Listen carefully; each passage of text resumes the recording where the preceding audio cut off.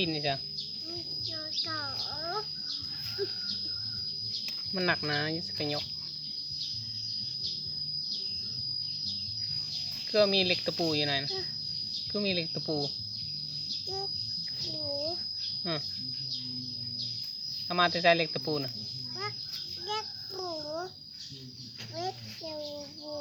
พี่เอามาแต่ใส่เอาออกด้วยเหล็กตะปูนะ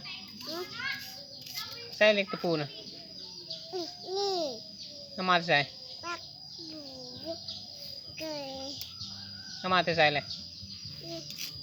เป็นลิ้นจะน้อยเหยียบเลือดออกเลย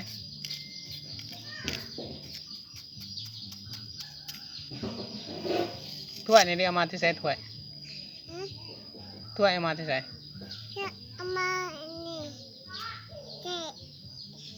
จะเกาหัวนะมันเปื่อนนะ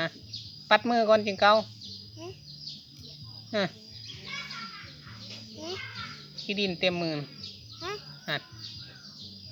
ปัดดี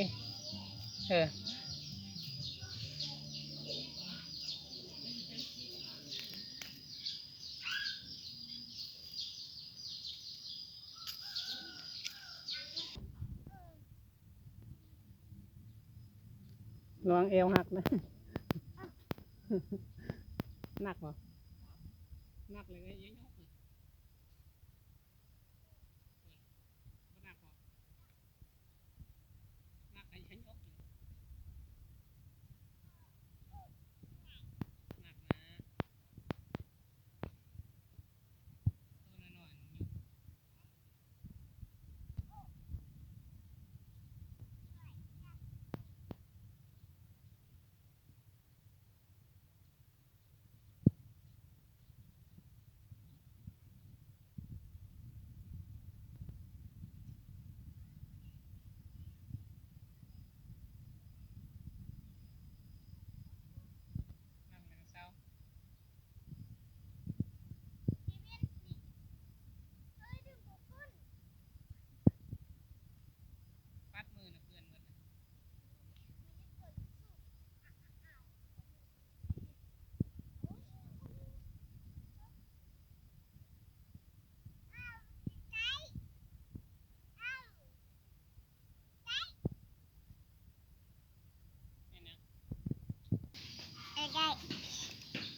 มันหนักนะ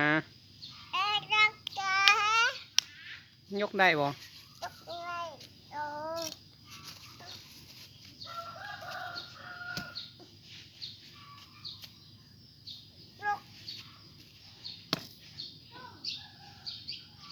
เปื่อนปัดมือมันขี้ดินเต็มน้ำผักเลยครับ